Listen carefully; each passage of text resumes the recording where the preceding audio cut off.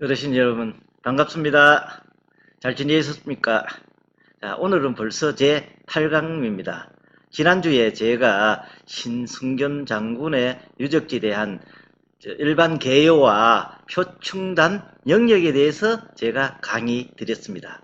이번 강좌에서는 지난 강좌에 이어서 표충사 영역부터 강의 드리도록 하겠습니다. 자, 요게 이제 표충단 영역이 되겠습니다. 좌측에 있는 것이 상절단 영역이고 그 앞에 들어가는 문이 충렬문이 되겠으며 우측에 있는 곳이 표충제 영역과 표충사 영역입니다. 자, 밑에 표충제는 제사입니다. 표충제에는 동제와 서제가 있고요. 그 다음에 그 동편 쪽에 충렬 비각이 있습니다. 그 뒤편에 경희문과 사당인 표충사가 있습니다. 하나하나 강의 드리도록 하겠습니다. 자, 먼저 상절단 들어가는 문이 되겠습니다. 충렬문입니다. 자, 요거는 상절당 입구의 모습이 되겠습니다. 요거는 상절당의 모습입니다. 상절당은 장군의 높은 절개를 추모하기 위하여 건립하였다고 합니다. 현재 문중회의 등 강당으로 사용되는데 특히 전통 혼례식을 여기에서 최근에 많이 하고 있습니다. 한 300명까지 들어갈 수 있다고 합니다. 자, 상들장 내부의 모습입니다. 저자 옷이 전통 혼례 복장이 되겠습니다. 이렇게. 자, 이제 우측에 있는 표충제로 들어가 보겠습니다. 요거는 표충제 입구의 모습이 되겠습니다. 자, 표충제에서 내려다본 모습이 되겠습니다. 자, 표충제 입구의 모습입니다. 이렇게 생겼습니다. 여기에 들어가는 산문이 되겠습니다. 우측에 동제가 있고 좌측에 서제가 있습니다. 안으로 들어가 보겠습니다. 자, 요게 표충제입니다. 저 안에 마루에 보면은 여기에 표충제라고 현판이 보입니다. 예, 표충제 흰색에 있는 거는 이거 옛날에 제가 사액 서원으로 되었었다 했습니다. 사액급 받았던 표식이 되겠습니다. 지금 현재 그 사당에 제사 지내고 향사를 지낼 때 제간들이나 음식 준비하는 공간으로 활용되고 있습니다. 그리고 이 세원은 표충사 예터에 해철되고 난 이후에 1888년에 완공했다고 합니다. 한식 때 향사를 지내고 있습니다. 자, 이게 동제의 모습이고 이게 서제의 모습이 되겠습니다. 여기에서 제사 음식도 준비하고 이렇게 했던 공간이 되겠습니다. 자, 요거는 충렬비가 되겠습니다. 충렬비는 1607년에 외후손인 유영순이 그때 지었다고 했습니다. 충렬비인데 우리가 보통 서원이나 이런 곳에 가면은 신도비라고 아마 이름 들어보셨을 겁니다. 그 사람의 행적을 적어 놓은 것이 되는데요. 이 충렬비가 신도비라고 생각하시면 됩니다. 여기에 신승겸 장군의 이력을 여기에 적어 놓았습니다. 그리고 비석인데 1607년에 제가 그 사후를 지을 때 같이 지었다고 했습니다. 여기에 특이점은 밑에 보시면은 용머리에 거북 받침으로 되어 있습니다. 자, 요게 이제 사당에 들어가는 영역이 되겠습니다. 경의의 문이라고 하는데 안에 들어가 보도록 하겠습니다. 여기에 이제 들어가면은 항상 사당이나 이런 데서 들어갈 때는 산문이 있는 데는 동립 보통 서출이라고 해서 동쪽으로 들어가서 서쪽으로 나오는 것이 예의입니다. 동쪽으로 들어가 보겠습니다. 들어가면은 표충사라는 사당이 이렇게 있습니다. 그는 신승겸 장군의 위패를 모시고 제사를 지내는 공간인데요. 지난번에 강좌에서 말씀드렸듯이 1607년에 외후손인 경상도 관찰사 유영순이 옛 지명사라는 절이 있던 터에 세웠다고 했었습니다. 그 뒤에 사역서원으로 되었으나 안타깝게도 흥성대원군 때 서원이 해체되었는데 지난 1999년에 복원하여 오늘에 이루고 있습니다. 표충사 내부의 모습이 되겠습니다. 이거는 저희들이 가서서 알묘하는 모습이 되겠습니다. 여기에는 영정과 신의를 모시고 있습니다. 자, 여기에는 이제 그 뒤에 산에 표충사라는 사당고 뒤에 있는 건데요. 꼭 묘지처럼 생겼죠. 이게 뭔지 혹시 아십니까? 이거는 이제 매장했다는 뜻이고 현판을 매장했다는 그런 뜻이죠. 한문을 풀이하면은 요게. 자, 그러면은 이제 전국 서원 철폐령 때 이게 표충사 사당이 해체됐다고 했습니다. 그 현판을 이 뒤에 묻어 놓은 것입니다. 자, 다음은 모영제입니다. 자, 지금까지는 유적지에 있는 지묘동에 있는 유적지에 대해서 제가 강의 드렸습니다. 요 모영제는 지묘동에 있는 것이 아니라 평강동 한성산 가는 중턱에 있는 것인데요. 이 모영제는 제실입니다. 저 뒤에 보이는 높은 산이 한성산이 되겠습니다. 자, 모영제에 대해서 강의 드리도록 하겠습니다. 모영제는 1930년 전에 신승견 장군의 유덕을 기리기 위해서 세운 평산신시 문중 제실이 되겠습니다.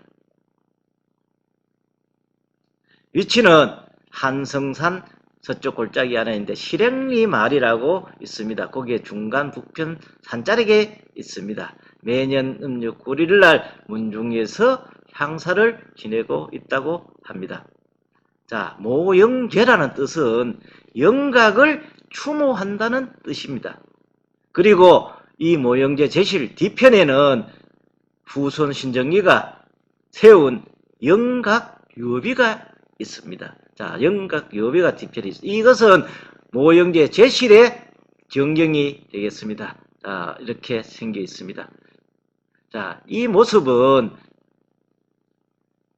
그 모영제가 세 차례에 대해서 중수를 하였으나 2019년에 마지막으로 모영제 성역화 사업 준공식 사진이 되겠습니다. 한번 들어가 보도록 하겠습니다. 정문인 충절문을 통해서 들어가면은 제실이 이렇게 나옵니다. 자, 이렇게 여기에는 장군의 영정을 모시고 있습니다. 자, 이거는 유비 쪽에서 뒤편에서 찍어본 모습이 되겠습니다. 자, 그 다음은 모영제 뒤편에 있는 영각유비에 대해서 강의 드리겠습니다. 영각유비는 현재 시문화재 자료로 지정되어 있습니다. 자, 평강동의 모영제 뒤편에 있습니다. 산측에. 이거는 영각유비라 하는 것, 유비라 하는 것은 옛날에 영정을 모시는 비각이 있었던 곳이라는 뜻이 되겠습니다. 영정은 원래 고려시대 때 지묘사라는 절을 지어서 거기에서 봉안을 하였으나 고려 말쯤 절이 폐사되고 나서 이곳에 있는 대비사라는 절이 있었는데 이쪽에 옮겨와서 모셔졌으나 1819년에 절과 영정이 모두 하제로 하를 당했다고 합니다. 그래서 11여 년 뒤에 1832년에 도승지 신정유가 여기에 이곳에 세웠다고 합니다. 그러다가 비각을 세우고 했는데 이 비석 내역의 중간에 보면은 고려태사 장결신국 영각유비라고 새겨져 있습니다. 유비라는 것은 그 흔적이 있던 곳에 세우는 비각이 되겠습니다. 자, 요렇게 지금 현재 정각이 있습니다. 이거는 뒷면에서 찍어본 모습이 되겠습니다. 이렇게 적혀 있습니다. 태서 장결신공 유허집이라 이렇게 적혀 있습니다. 자, 지금까지 이제 저쪽에 있는 유적지와 모영제와 비각에 대해서 강의 드렸습니다. 지금부터는 왕건 역사 발자취 길에 대해서 한번 살펴보도록 하겠습니다. 왕건이 이제 길인데요. 자, 이 발자취 길은 대략적으로 제가 한번 나름대로 설명을 드리겠습니다. 왕건 역사 발자취 길은 역사 자료가 사실상 없습니다. 그러나 그동안 1100여 년이 흐르다 보니까 지병이나 설화, 속전들이 많이 전해오고 있습니다만은 전해지는 사람에 따라서 조금씩 내용이 다릅니다. 그러니까 여기에 대해서 지명이나 유래에 대해서는 너무 그 진위 여부를 따지지 마시고 하나의 역사로 문화로 이해해 주셨으면 고맙겠습니다. 제가 나름대로 정리해서 큰 흐름을 말씀드리겠습니다. 자, 정리의 기병 5천을 이끌고 제가 그 대구에 입성했다고 했습니다. 충주, 문경, 세제 이래 거쳐서 공산기슭에 왔는데 가장 먼저 왔던 곳은 팔공산 서쪽 방면에서 해서 동쪽 방면으로 진행했던 것으로 추정됩니다. 그래서 와서 경주까지 들어가지 못하고 팔공산 근역에 멈추게 됩니다. 그 이유는 동하사가 당시 백제의 법상종 사찰로 견원 세력의 근거지였기 때문에 더 이상 전전이 어렵다고 판단되었답니다. 그래서 큰 흐름으로 보면은 왕건군이 먼저 들어왔던 순서가 무태동을 거쳐 영경동, 지묘동, 미대동, 백안동, 능성고개를 넘어서 영천 방면으로 진행하다가 은혜사 입구에 있는 조그마한 봉오리인 태저주에서 후백제군인 견원군과 접전을 벌였는데 첫 번째 전투가 되겠습니다. 여기에서 대패하고 퇴각하게 됩니다. 그래서 이들은 다시 퇴각하여 서변천과 금호강이 합류하는 지점인 살래, 동하천이 있는 살래 지점에서 양군이 서로 대치하게 되는데 서로 쏜 화살이 강에 가득하다고 해서 화살자를 써서 내쳐서 살래라는 지명이 생기게 되었다고 합니다. 이때 증원군으로 당도한 신경군 김락장군과 합세하여 전열을 정비하여 지묘동에 있는 왕산 아래 미리사 부근까지 왕건군이 진출하게 됩니다. 그래서 이 양군의 전투가 파군제에서 격렬하게 싸움이 벌어져 고려군의 참담한 패배로 끝나게 됩니다.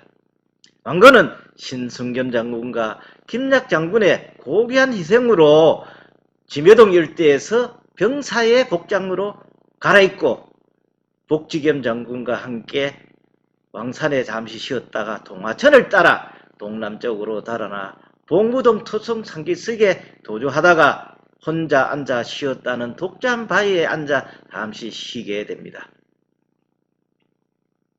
그 뒤 불로동을 지나 불로천을 따라 도동 부근 들판을 지나갈 때 후백제군이 있지 않을까 근심했다가 무사히 빠져나가면서 왕건의 얼굴이 펴졌다고 해서 이곳 지명이 해안이 되었다고 합니다. 뒤이어 넓은 들판을 피해 평강동 상기슭으로 도주하게 되었는데 이때 평강동 뒤산에서 나무꾼을 만나서 주먹밥을 얻어먹고 산을 넘어 동구 매동 쪽으로 향했다고 합니다. 이때 매동 일대는 해양가 반야울 안심이라고 부르게 되었는데 안심에서 배를 띄워서 강을 건너 오설길을 따라 수동구에 고무령이라고 있습니다. 고령을 넘고 형봉 누리길을 따라 아마 담티고개 두리봉 터널을 지나서 앞산 북쪽 상기슭을 따라 앞산에 있는 은적사와 안을사, 임유사를 거쳐 지금의 돈등 몰판을 거치고 달성군 유천천을 따라 항원을 지나서 마지막으로 지금 다사에 있는 왕신제를 거쳐서 성주를 지나 아마 개성으로 갔던 것으로 추정되고 있습니다. 그 왕건과 얽힌 마을에 대한 이야기는 다음 강좌에서 하도록 하겠습니다. 어르신 여러분 다음 주에 또 찾아뵙도록 하겠습니다. 행복하십시오. 감사합니다.